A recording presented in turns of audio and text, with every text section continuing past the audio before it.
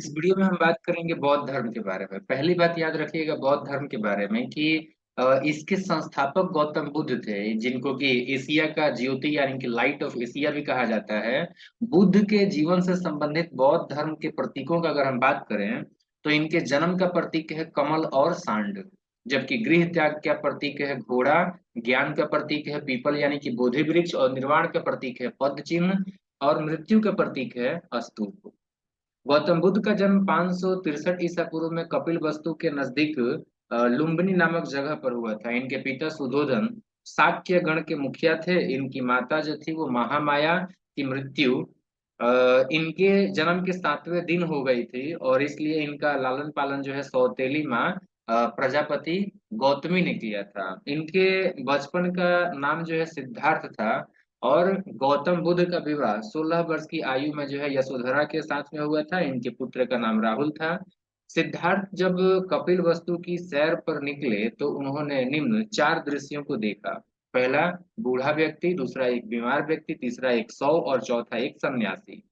सांसारिक समस्याओं से व्यथित होकर यानी कि दुखी होकर सिद्धार्थ ने 29 वर्ष की अवस्था में गृह त्याग किया, जिसे कि बौद्ध धर्म में महाभिनिष्क्रमण कहा जाता है।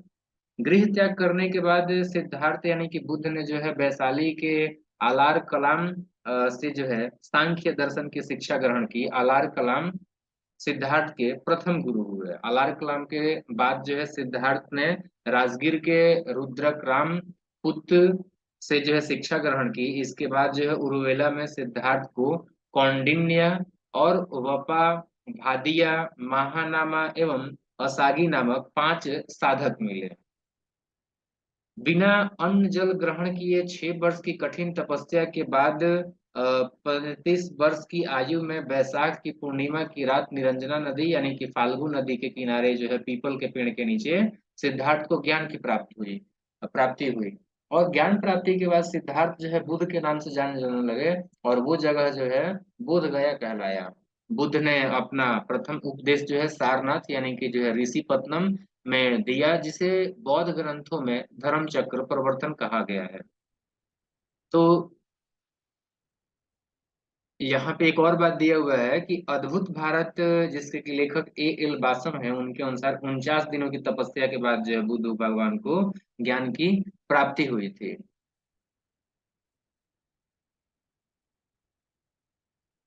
बुद्ध ने अपने उपदेश जन साधारण की भाषा पाली में दिए। बुद्ध ने अपने उपदेश कोसल, वैशाली, कौशाम्बी और अन्य राज्यों में दिए। सर्वाधिक उपदेश जो है वो कौशल देश की राजधानी श्रावस्ती में दिए, और इनके प्रमुख अनुयायी शासक थे बिंबिसार, प्रसेनजित और उदयन। बुद्ध की मृत्यु 80 वर्ष की आयु में 483 इस ईसा पूर्व में जो है कुशीनारा यानी कि देवरिया उत्तर प्रदेश में जो है चुंद द्वारा अर्पित भोजन करने के बाद हो गई, जिसे बौद्ध धर्म में महापरिनिर्वाण कहा जा रहा है। मलु ने अत्यंत सम्मान पूर्वक बुद्ध का अंत्येष्टि संस्कार किया। एक अनुश्रुति के अनुसार मृत्यु के बाद बुद्ध के शरीर के अवशेषों को 8 भागों में बांटकर उन पर 8 स्तूपों का निर्माण कराया गया। बुद्ध के जन्म और मृत्यु की तिथि के को जो है चीनी परंपरा के कैंटून अभिलेख से के आधार पर जो है निश्चित किया गया है। बौद्ध धर्म के बारे में हमें विशद ज्ञान त्रिपिटक यानी कि विनय पिटक, सूत्र पिटक और अभिधम पिटक से प्राप्त होता है। तीनों पिटकों की भाषा जो है वो पाली है। इसके अतिरिक्त थेरवाद मत की पाली पिटक त्रिपिटक सबसे पुराना है। सूत्र पिटक में बुद्ध के धार्मिक संदेशों सॉरी सिद्धांतों को जो है संवाद के रूप में संकलित किया गया है।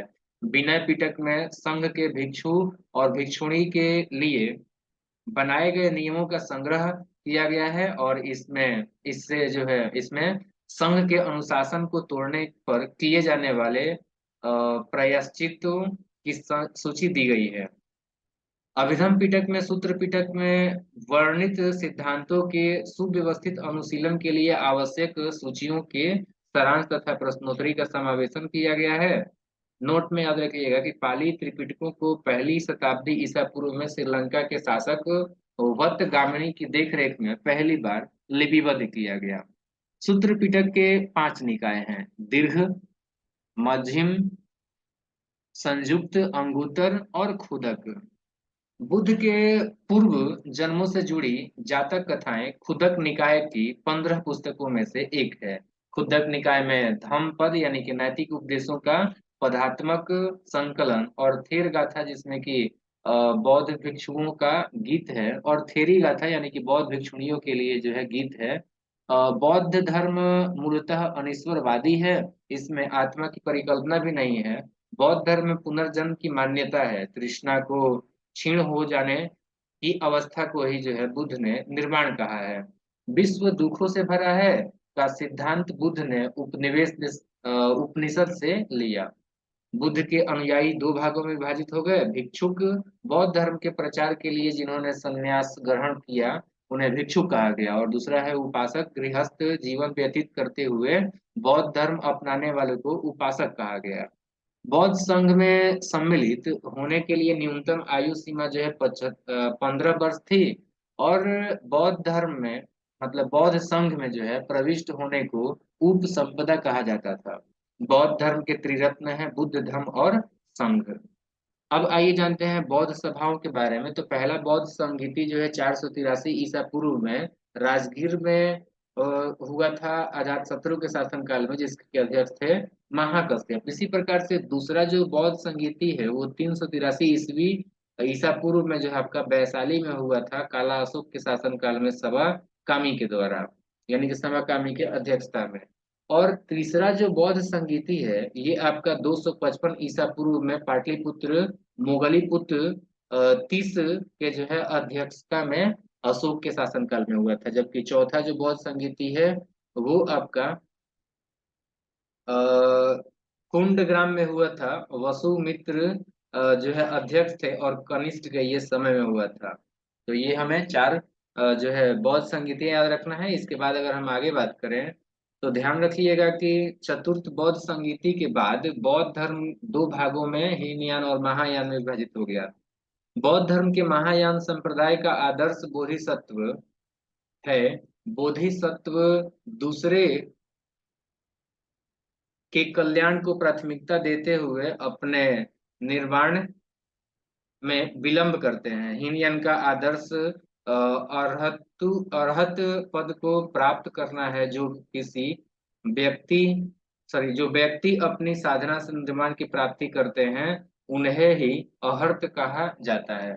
धार्मिक जुलूस का प्रारंभ सबसे पहले जो है बौद्ध धर्म के द्वारा प्रारंभ किया गया। बौद्धों का सबसे पवित्र त्योहार जो है वैशाख पूर्णिमा है, जिसे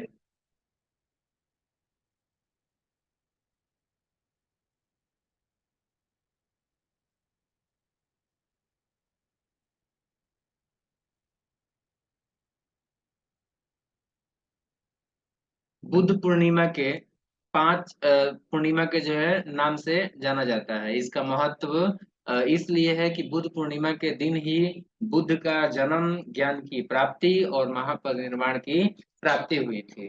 बुद्ध ने सांसारिक दुखों के संबंध में चार आर्य सत्यों का उपदेश दिया है, और ये हैं दुख, दुख समुदाय दुख, निरोध दुख, निरोधगामिनी प्रतिपदा। इन सांसारिक दुखों से मुक्त हेतु बुद्ध ने अष्टांगिक मार्ग की बात कही है, और ये है सम्यक दृष्टि, सम्यक संकल्प, सम्यक जो है वाणी, और सम्यक कर्मांत, सम्यक आजीव, और सम्यक व्यायाम, सम्यक स्मृति, और लास्ट में हो जाएगा सम्यक समाधि।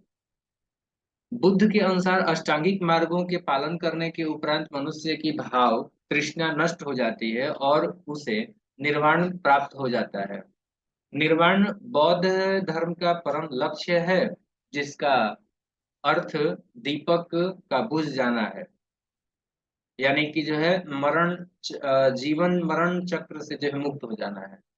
बुद्ध ने निर्वाण प्राप्ति को सरल बनाने के लिए निम्न 10 सीलों पर बल दिया। अहिंसा, सत्य, अस्तेय यानी कि चोरी नहीं करना, अपरिग्रह यानी कि किसी प्रकार की जो है संपत्ति नहीं रखना, मद्य निषेध, मद या सेवन न करना, असमय भोजन न करना, सुखप्रद बिस्तर पर नहीं सोना, और आठवां हो जाएगा धन संचय न करना, जबकि नौवा हो जाएगा स्त्रियों से दूर रहना, और 10वां हो जाएगा नृत्य गान आदि से दूर रहना।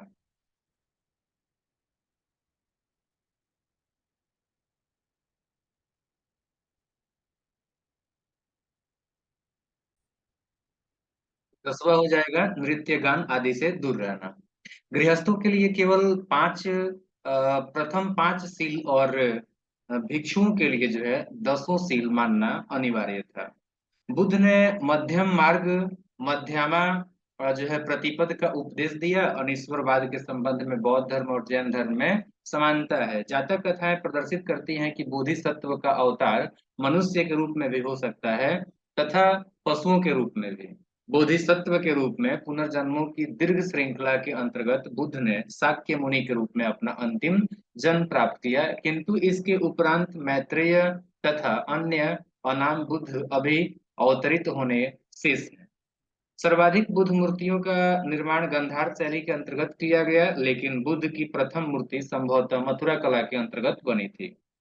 तिब्बत, भूटान एवं पड़ोसी देशों में बौद्ध धर्म का प्रचार पद्म संभव यानी कि गुरु रिनपाच ने किया। इनका संबंध बौद्ध धर्म के वज्रयान शाखा से था। इनकी 123 फीट ऊंची मूर्ति हिमाचल प्रदेश के जो है रेवाल सर झील में है। भारत में उपासना की जाने वाली प्रथम मूर्ति संभवतः बुद्ध की थी। अब आइए जानते हैं भारत के महत्वपूर्ण बौद्ध मठों के बारे में। पहला है टाबो मठ। टाबो मठ जो है वो आपका तबो गांव स्पीति घाटी में है, हिमाचल प्रदेश में। दूसरा कि नामग्याल मठ जो है धर्मशाला में है, हिमाचल प्रदेश में। हेमिस मठ जो है आपका लद्दाख में, जम्मू कश्मीर में है। और थिकसे मठ जो है आपका जम्मू कश्मीर के लद्दाख में है। और सासुर मठ जो है वो आपका हिमाचल प्रदेश के लाहुल स्पीति में है। और मिंड्रालिंग मठ जो है आपका उत्तराखंड के देहरादून में है। जबकि रूमटेक मठ जो है आपका सिक्किम के गंगटोक में है। और तवांग मठ जो है अरुणाचल प्रदेश के अंदर में है। इसी प्रकार से जो है नाम ड्रॉलिंग मठ जो है आपका कर्नाटक के मैसूर में है। जबकि बोधि मंडा मठ जो है आपका बोध गया में स्थित है, बिहार के अंदर में। तो यहीं पे ये वीडियो हम लोग का समाप्त होता है। धन्यवाद।